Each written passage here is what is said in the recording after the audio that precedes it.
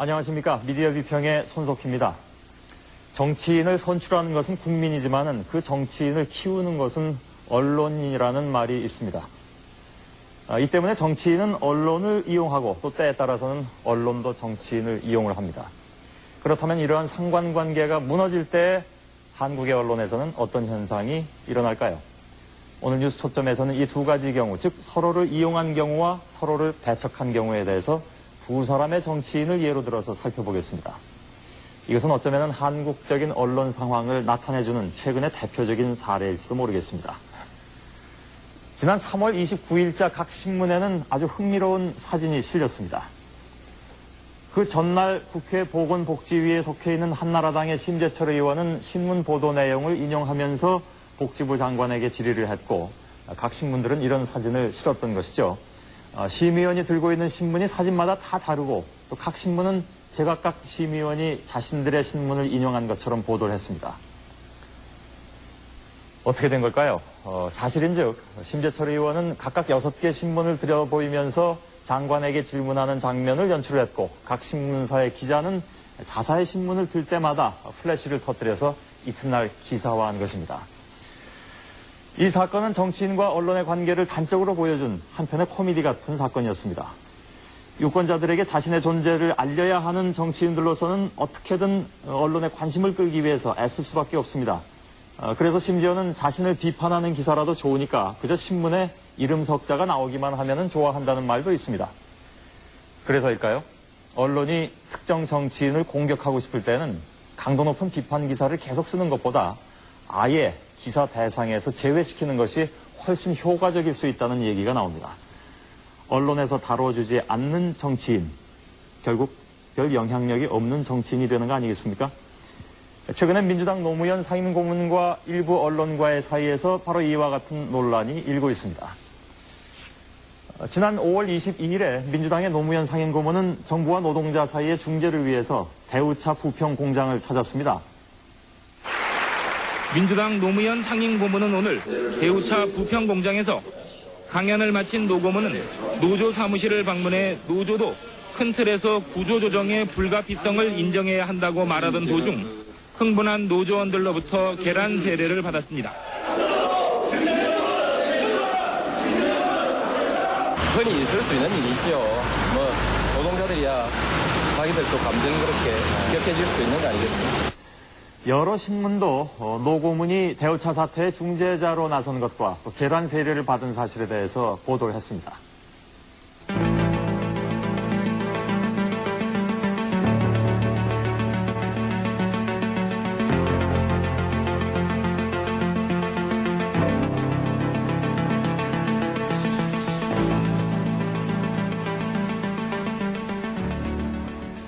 또한 노고문은 대우차 방문 다음인 23일과 24일에 국민정치연구회 특강 등을 통해서 특정 언론과 또 한나라당 이회창 총재에 대해서 강도 높은 비판 발언을 합니다. 또 대선 출마 의사를 강하게 밝히기도 했습니다.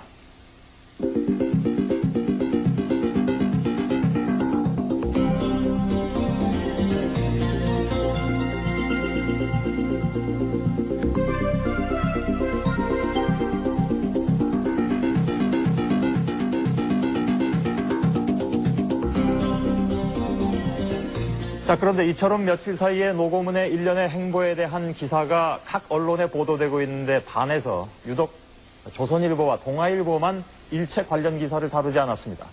물론 기사를 싣고 안 싣고는 각 신문의 고유한 편집권이라고 할 수도 있겠습니다. 하지만은 평소 정치인들의 식사, 또 골프 회동 등 자질구레한 동정을 시시콜콜 보도하고 있는 점을 감안해 보면은 여권의 중진, 더구나 대권 후보로 거론되는 정치인이 계란 세례를 맞거나 야당 총재를 비판한 사건을 기사화하지 않은 것은 좀 이상합니다.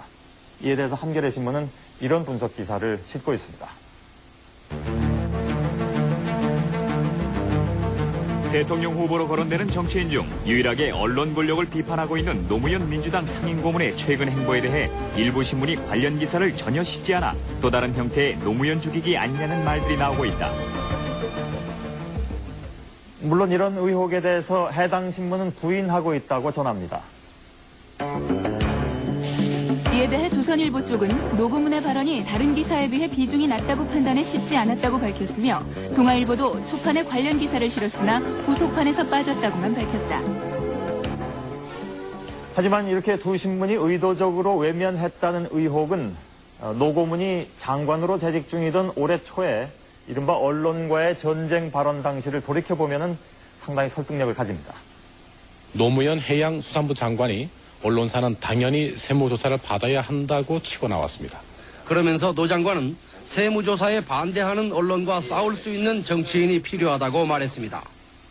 당시 조선 동아일보는 사설을 통해서 즉각 비판에 나섰습니다. 과거 어느 독재 정권 시절에도 들어보지 못했던 놀라운 발언이다. 한마디로 이는 언론이라는 것이 당장 압살해버리지 않으면 안 되는 무슨 악마 같은 존재라는 망상에서나 가능한 발상이며 극단적 흑백론에 사로잡히지 않는 한 입에 담기조차 어려운 발언이다. 노 장관은 이제는 정권이 언론과 전쟁 선포도 불사해야 한다고 주장했다. 전쟁 선포를 해야 한다니 언론과 정권이 적대적 싸움의 상대란 말인가. 네, 이때만 해도 노고문에 대해서 정면으로 대응을 했었지만은 이후에는 노고문 관련 기사를 일체 다루지 않는 방식으로 선회했다는 것이죠. 그전에 조선일보 하면 저에 대한 기사를 어떤 것은 없는 것도 만들어서 마구 썼거든요. 요 최근의 것은 제가 조선일보에 대해서 이제 정면 대결을 하고 나서니까 아예 따돌리기를 시도하는 것이죠. 맛 좀 봐라. 정치인이 결국 신문과 싸워서 견딜 수 있는가 한번 보자. 우리 신문에서 이름이 빠진 정치인은 살아남을 수 없어. 뭐 이런 의도 아닌가 싶습니다. 며칠 동안 기사를 다루지 않았다고 바로 노무현 죽이기에 나섰다고 단정하는 것은 무리일지도 모릅니다. 하지만 정치인 노무현과 그가 말하는 이른바 수구 언론과의 뿌리 깊은 악연을 살펴보면 그런 의혹이 전혀 근거 없다고도 할 수는 없을 것 같습니다. 제14대 총선을 얼마 남기지 않은 91년 10월 6일자 주간조선에는 다음과 같은 기사가 실린 바가 있습니다. 당시 정가에 놔둔 얘기는 노 의원이 겉으론 돈이 없는 것처럼 보이지만 실은 이재발과 재산이 상당에게 달하며 인권 변호사로서의 역할도 상당 부분 과장돼 있다는 것이었다. 또 요트 타기를 즐겼을 뿐 아니라 노사분규 중재 과정에서 상당한 재미를 보았다는 말도 있었다. 그 외 사생활과 관련된 얘기들도 들렸다. 악의적이다라고 볼 수밖에 없는 이 기사에 대해서 노무현 고문은 명예훼손 소송을 냈습니다. 이듬해인 92년 12월에 서울민사지방법원은 조선일보사에 노 고문에게 2천만 원을 배상하라고 원고 승소 판결을 내렸습니다. 하지만 정치인 노무현은 이미 돌이킬 수 없는 타격을 입은 뒤였습니다. 92년 봄에 제가 부산에서 14대 총선을 치렀습니다. 그 총선에서 노무현은 과연 상당한 재산가인가? 그 주간조선의 기사가 엄청난 위력을 발휘했죠. 그 기사의 위력은 지금까지도 저를 괴롭히고 있습니다. 부산 가서 사람들 만나면 돈이 많다며 뭐 이런 얘기. 노무현 고문의 이른바 수구 언론과의 전쟁에 민주당 정범구 의원 등의 몇몇 정치인들도 동조를 하고 나섰습니다. 이에 대해서 무모하다, 결국 손해볼 일을 왜 하느냐 이런 우려의 목소리도 있습니다. 그러나 이러한 움직임이 정치권에 새로운 변화를 가져올 수 있다는 시각도 있습니다. 지금은 새로운 뉴미디어, 신매체들이 많이 있기 때문에 정치인의 활동상이나 정치인의 이름이 그런 식으로 유권자들에게 널리 전파될 수가 있죠. 아무리 거대 신문사를 하더라도 특정 정치인에 대해서 주의식 보도가 그렇게 위협적인 결과를 장기간 낼 수 있으리라고 저는 보지 않습니다. 그런 점을 감안해서 이제는 정치인들도 그렇게 영향력 있는 언론사나 사주에 대해서 공포감과 두려움을 가질 것이 아니라 정치인 소신을 공개적으로 자신 있게 얘기하고, 언론이 특정 정치인을 죽이고 살리고 했던 시대는 이제는 지났다는 얘기입니다. 언론이 정치를 좌지우지할 수 있다는 시대착오적인 자만심을 버리고 객관적이고 공정한 잣대로만 기사의 가치를 판단할 때, 또 정치인 역시 더 이상 언론의 눈치나 살피는 행태를 버릴 때 비로소 우리 언론과 정치 문화의 한 단계 성숙한 모습을 기대할 수 있을 겁니다.